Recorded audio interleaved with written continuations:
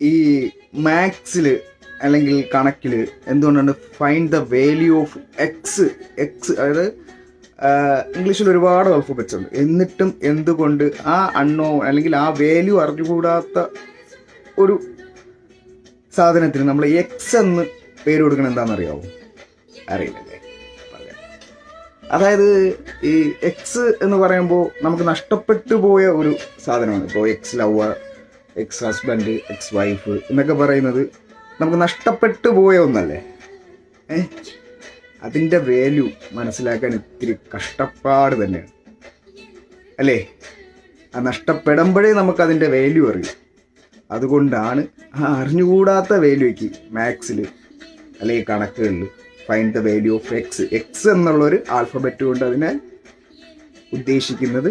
അതുകൊണ്ടാണ് പൊങ്കാലയിടാൻ വരണ്ട.